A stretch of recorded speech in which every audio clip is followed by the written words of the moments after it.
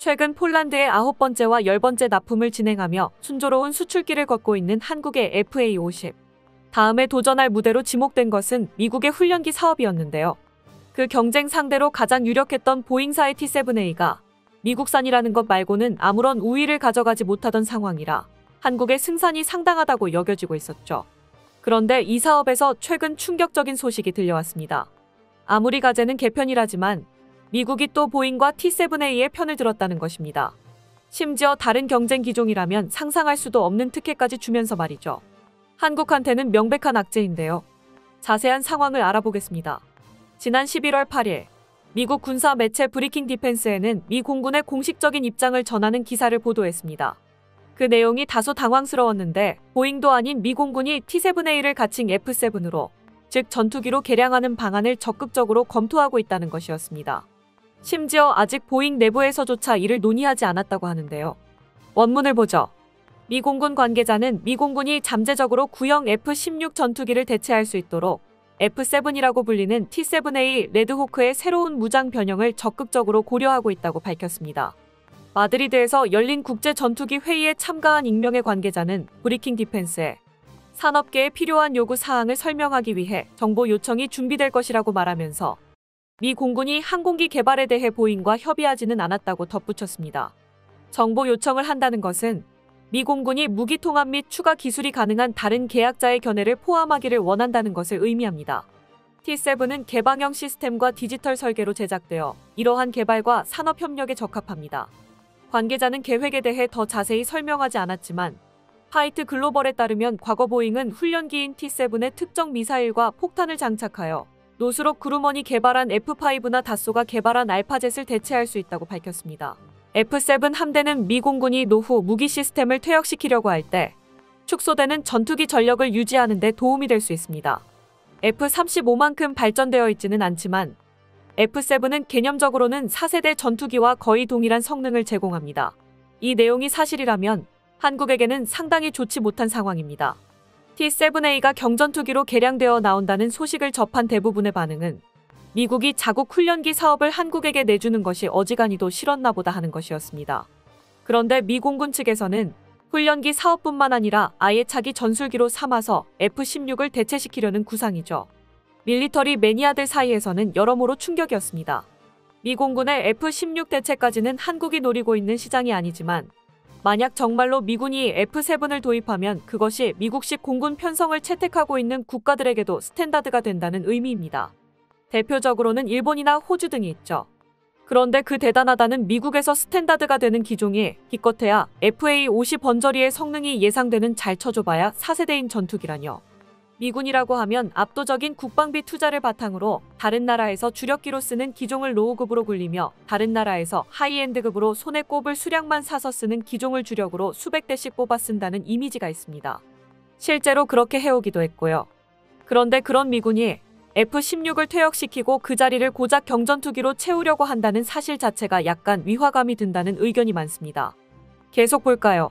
회의에 참석한 관계자는 공군이 T-7 전투기 변형 개발에 대해 보잉과 논의한 적이 없다고 밝혔지만 이와 상반되게도 한 보잉 관계자는 브리킹 디펜스의 회사와 공군이 T-7의 미래에 대해 논의했다고 말했습니다. 익명을 요구한 보잉 관계자는 현재 미 공군과 나눈 대화나 브레인스토밍은 T-7 훈련기의 차세대에 관한 것이라고 말했습니다. 우리는 첫 번째 고객에 초점을 맞추는데 매우 민감했기 때문에 의도적으로 F-7이나 경공격기 유형 개념에 대한 향후 논의를 지연시키고 있었습니다라고 덧붙였죠. 관계자는 우리는 T-7A 레드호크가 앞으로 하게 될 위대한 일들에 대해 전부 이야기하는 것으로 미 공군 내부의 나쁜 인식을 조장하고 싶지 않았다고 말했습니다. 우리의 첫 번째 일은 그들이 정말로 필요로 했으므로 이 제트기를 그들에게 제공하는 것이었다면서 그들이 당장 T-7A를 정상적으로 판매하는 데에 애쓰던 나머지 다른 제안을 할 수 없었음을 밝혔습니다. 오늘 발표된 회사 성명에서 보잉 대변인은 우리는 항상 T-7 항공기의 성장을 구상해왔으며 이것이 미래에 많은 역할을 수행할 수 있는 훌륭한 후보라고 믿지만 지금은 가능한 한 빠르고 안전하게 T-7A를 공군에 제공하는 데에 집중하고 있다고 말했습니다. 여기선 의외로 보잉이 발을 빼는 모습이 보입니다. 미 공군의 구상을 들어주기에는 보잉은 당장 T-7A의 납품조차 순조롭지 못한 상황이란 것이죠. 물론 이들도 새롭게 전술기를 개발하는 입장이니 그 기종에 대한 나름의 비전이 있었겠지만 이번 소식이 발표되기 전까지는 기사 내용과 마찬가지로 보잉 측에서 미 공군에 그러한 비전을 제안하는 일은 없었던 모양입니다. 솔직히 보잉에게는 버거운 일이었을 것입니다. 자신만만하게 공언했던 T-7A의 개발이 옆에서 보기에도 안쓰러울 정도로 처참하게 망가지고 있는 상황이라 T-7A의 개량은 멀고 먼 이야기죠. 잔혹사에 가까운 T-7A 개발 과정은 기사에서도 간단하게 다루고 있습니다. T-7A는 사출 좌석과 관련된 개발 문제로 인해 프로그램이 2년 이상 지연되었던 바 있습니다.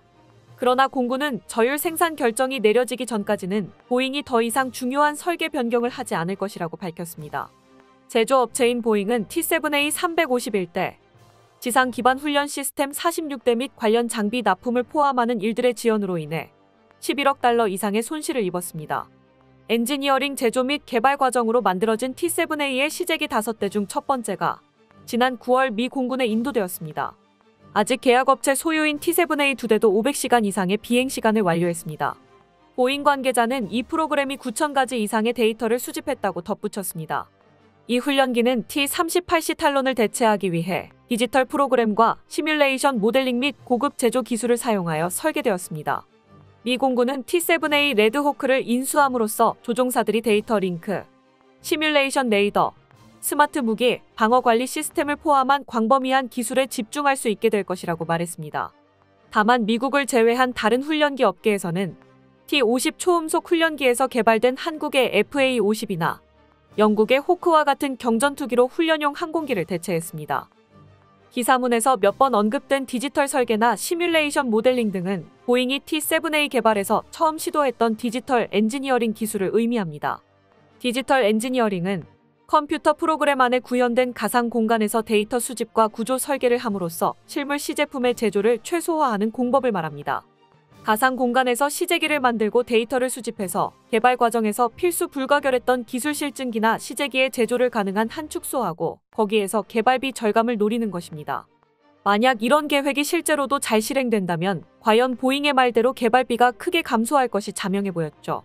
항공기 개발 역사에 있어서 T-7A는 디지털 엔지니어링이라는 새로운 개발 이념의 실험대이기도 했습니다. 그러나 이는 결국엔 실험에 그쳤습니다.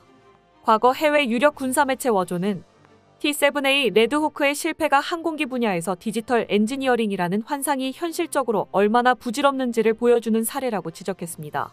전투기 개발이라면 둘째가라면 서러울 미국이 T-7A 개발에 있어서만 이렇게나 심각하게 기술적 문제를 겪는 데에는 디지털 엔지니어링 공법 자체가 문제가 많았기 때문이라고 매체는 설명하고 있습니다.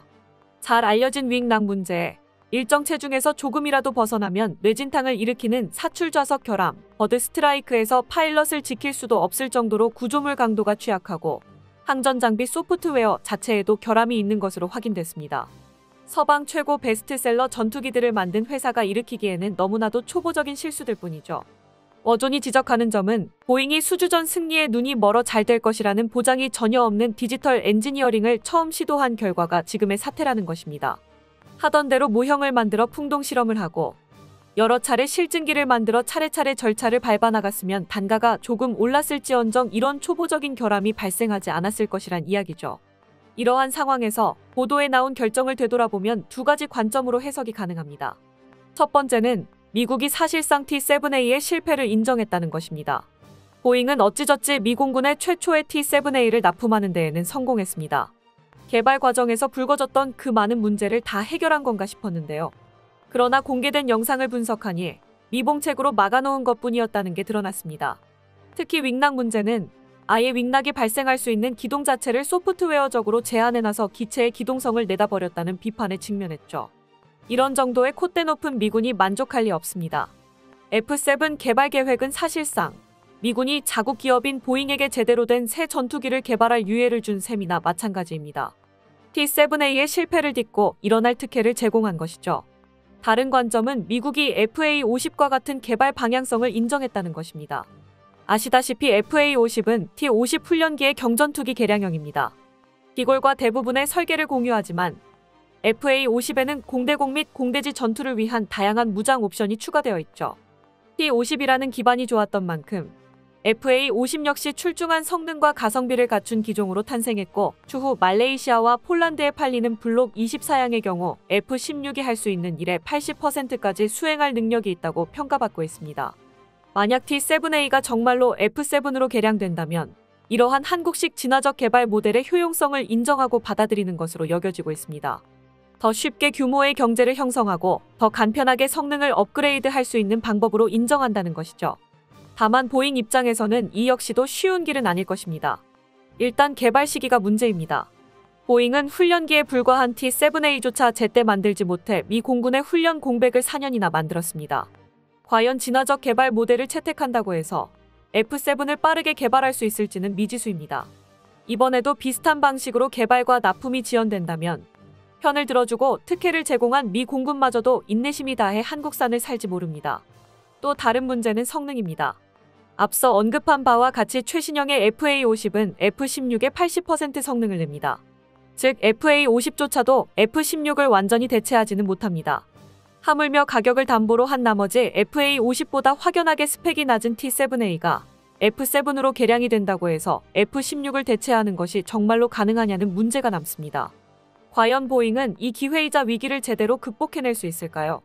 한국 입장에서는 미국의 편애로밖에 여겨지지 않았던 T7A와의 승부가 이제야 제대로 출발선에 섰다는 느낌입니다. 상대가 이 정도는 되어줘야 경합을 한다는 기분이라도 나는 법이죠. 보잉이 만드는 F7의 실상이 어떻게 나올지는 아직 알 수 없지만 한국의 FA50과도 좋은 승부가 될 수 있으면 좋겠습니다. 끝까지 시청해주셔서 감사합니다. 도움이 되셨다면 좋아요를, 다른 이야기도 궁금하시면 구독을 눌러주세요.